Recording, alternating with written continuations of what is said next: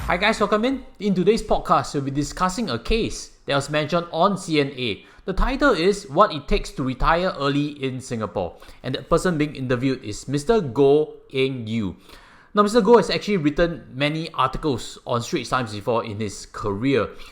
And he's actually written 3 investment books before. So, big congratulations, because when I wrote my book, I realized it takes a lot of effort to write a single book, at least 200 hours. Maybe let's put a ballpark figure, so just in case you are keen to write a book for yourself, it takes that level of commitment and above. So for Mr. Goh, he's written 3 books, so big kudos to that. I think another famous Straits Times person has also written a book before, Miss Lorna Tan. So the little tip that we can all share, or I think the similar journey that we all have, is that when you start writing articles or creating content, last time there used to be only newspaper, but right now you can do videos like what I'm doing for myself right now here, or you can start writing blog articles. Once you come up with a lot of small pieces of content, it's actually very possible to write your own book. So if you're thinking that could be a future project or side hustle, the little steps you can take today is to start writing small content so that you can amalgamate them. Make sense?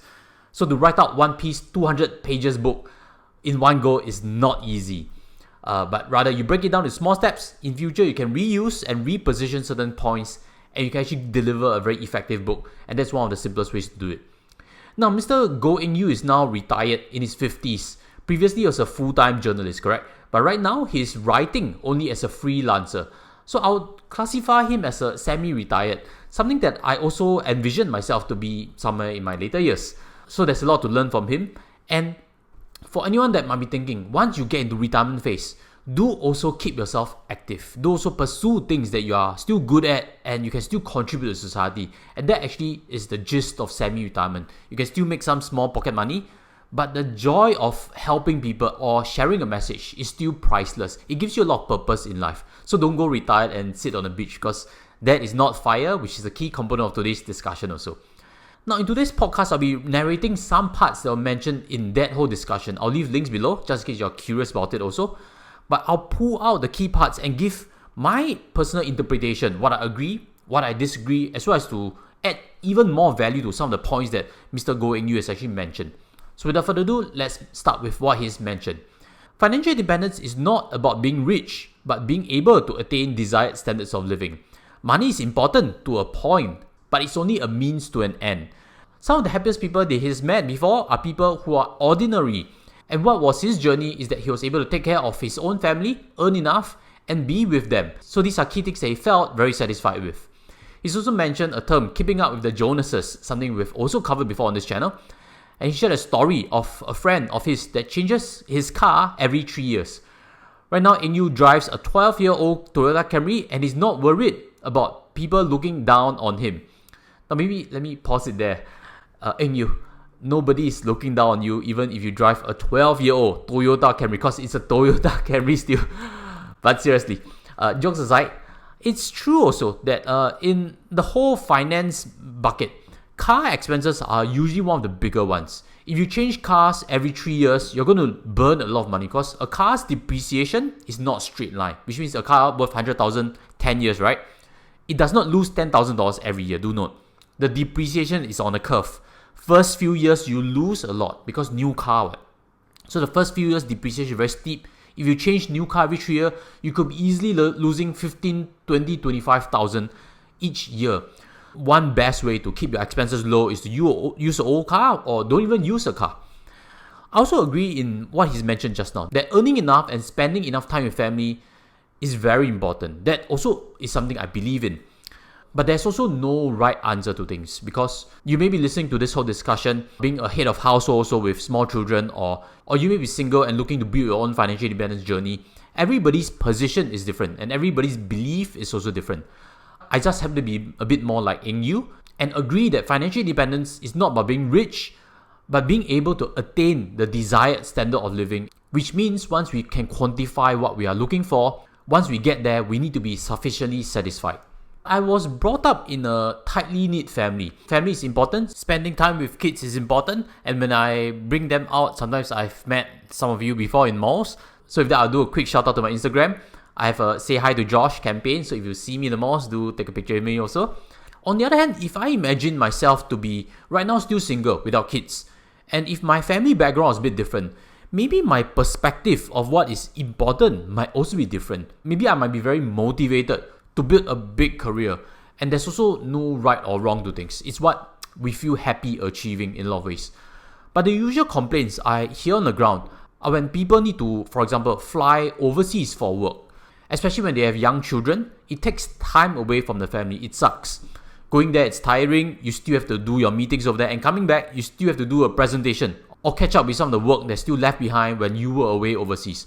So what I hear a lot on the ground is a lot of dissatisfaction when people go on work trips, and that directly impacts to chasing career progression. Because if you're unwilling to fly, maybe someone else who's more able to take on more responsibilities will be promoted.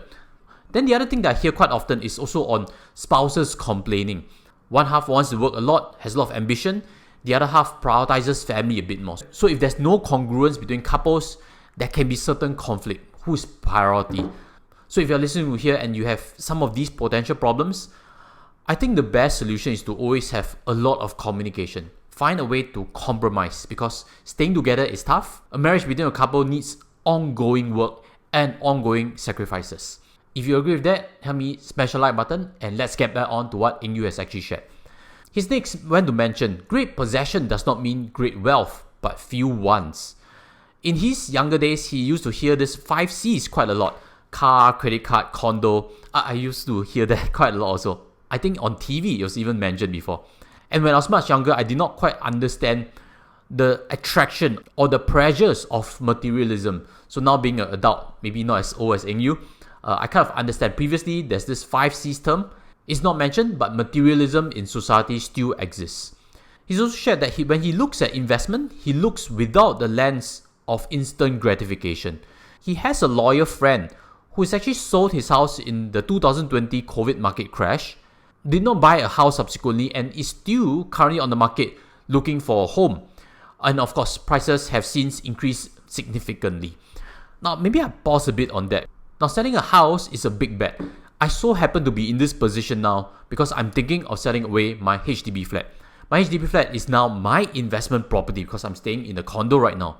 But selling an investment property is a business decision. It's actually not that difficult. But if you're selling home, there is a lot of disruption where you need staying, etc., etc. So I don't like that idea of selling home just because there is certain fear that prices will correct down. I think that's an unnecessary big bet to make, and I would not suggest anyone to do so, irregardless of where you believe property prices will go in the next 1 to 2 years. Eng Yeow has next mentioned on how he's managed money. He actually started his investment journey very early on. I too also. I used to look at teletext prices for my parents. So for Eng Yeow, he's actually bought his first share, which was SBS Transit. And back then, to get a concessionary pass, he had to buy 1,000 shares, which was the minimum. And that cost a few $1,000s. So his story is he actually borrowed from family members so that he can actually make that investment and get that concessionary pass. That 1,000 shares of SBS has since converted to 16,000 of ComfortDelGro shares and 1,000 of SBS shares. In total, that few $1,000s investment is worth at least $30,000 in today's value. He's not sold any of the shares, and his philosophy is to not go into investments solely to make money. Observe other people's habits and keep an investment for a long term. Maybe I'd like to pause it there also and add my further insights to things. And as usual, maybe I'll say what I like before I say what I don't like, so that it's a balanced point of view. And let me throw in certain value, because you definitely also need to start investing to build your own wealth for your financial freedom journey. Firstly, I agree on keeping any investments long enough. You know, when we make investments into shares, what I teach on my investment course is to look for multi-baggers. $1 investment can become $3 or even $4 or $5. Multi-bagger investments. And that requires time. It's not like crypto investing whereby it shoots up 10 times in a week or two and then comes crashing down. That is speculation. That is hype. That is greatest fool's theory. Good investments need time to deliver you returns. And sometimes they just happen to stagnate for years after you have bought. He's mentioned to observe people's habits. And I'd like to slightly improve on that portion. I'd like to say, observe what the world needs. That is what I also teach to my son. Because, you know, I previously did a video on Stephen Lim's decision to buy Singpost shares. Nothing against Singpost, but there are big serious questions about where its business operations are building towards. At least for me, I don't see the optimism there yet. So when we make investments, we also need to think, where is the world moving towards? If moving forward, the world is no longer using this service, for example, postal service, then naturally the business would start to decay, and naturally that will reflect in the share price. So look again at where the world is moving towards and forecast a change in habit, because if you are able to see future habits, that's when you are possibly ahead of the markets. I've also done in a private members channel before on Sheng Siong. You know Sheng Siong, they are having many supermarkets in Singapore, and operations are doing well, definitely. They've been growing their stores also. But when I gave a further 2 cents worth in my private members channel, I also did suggest that as of right now, they seem to be fully optimized. And in my eyes, I can't see a possible kicker yet that can help the share price grow to a multi-bagger. So there are things also to look in on investment fronts, and there are things you need to know to become a good investor. Then I would like to also critique on the SBS shares he's bought. SBS shares 20-30 years ago is good. He's invested a few $1,000s, and the good part is he's kept it, and that has become a 10-bagger, a 10x. But my question also, why only invested a few $1,000s? Not selling is good, but not adding more there was also a missed opportunity. You know, good investing has a few principles, one of which is you cannot be overly diversified, which means you buy $3,000 here and $3,000 there, and you have 100 $3,000s. That doesn't really make sense. That doesn't really make a portfolio that you'll be incentivized to track. If you have identified a good company and they have been growing, the next crucial step is to regularly increase your position in that good company. It doesn't mean that last time they were $3 and now they're $4, they're expensive. Because again, price is what you pay on the market, but value is what you get. So if the company is way bigger already, then the value of the company has grown also. So if you have identified a good company, the next thing that gets your investment to a different level is to know how to build up a significant position. And as always, if you're unsure, you're probably better served looking for a diversified approach, buying funds or ETFs that does not require to track operational performances. He's also mentioned next that investments are very frequently right under your noses. Some people blame parents, some people blame luck, and it's very important to have a positive attitude. Now, when I heard about that, something came to my mind. You know, nowadays we see a particular advertisement that teaches on luck. I really dislike it because investing is not lottery. You bought this share because your friend bought this share and you try to make rich and you didn't get rich. It has nothing to do with luck, because approaching investing is not making lottery decisions. Good investment is about making the right assumptions, making the right projections, handling your emotions, especially when you get it wrong, and having the right patience, which is what Eng Yeow has also done, holding a particular share for a very long period of time. So investing again is not lottery buying. What I agree also with Eng Yeow is that you need to have a positive attitude. Right now, the markets are bleak. It's a bear market. So what you may see in the coming weeks ahead is more bad news, inflation rearing ugly head, Fed losing control, etc., etc. These are market noises. But as an investor, to do well, you need to stay optimistic and filter away this, because in some point, 2023, 2024, things will definitely look a lot different. Now let's move back to some further things that Eng Yeow has actually shared. Financial planners advocate to not spend and invest your money, stinge on this and stinge on that, and right now there's this FIRE movement that is getting a lot of popularity. FIRE stands for Financial Independence, Retire Early. He believes that people in their 20s who are saving as much as possible could be demoralized and feel restrictive, and that's not an approach that he likes. He advocates that if you need to hang out with your friends, just go to the Starbucks. Let's touch on the point on financial planners saying don't spend your money and invest it. Actually, that's not bad advice in any case. But the problem I'm seeing is in my industry, too many of them are driving big sports car. And in my opinion, when you drive big sports car, you're looking flashy, you're spending money on instant gratification and on your image, it disqualifies you automatically from telling people and customers about being prudent and not spending money. So I wish that more financial planners would actually say, don't spend your money, invest it. Put the monies for the future instead of spending on things. At this moment, let me defend FIRE a bit also and give a little bit more perspective, because this also extends to financial minimalism in a lot of ways.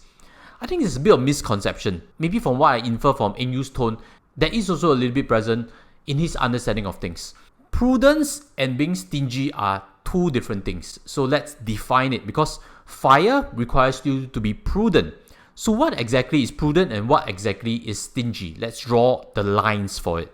The first is that, do you feel unhappy when you don't spend that money for it? For example, you want coffee, and because you want to save, you feel miserable, you cannot work, you hate your day, you don't buy the coffee just to save that money.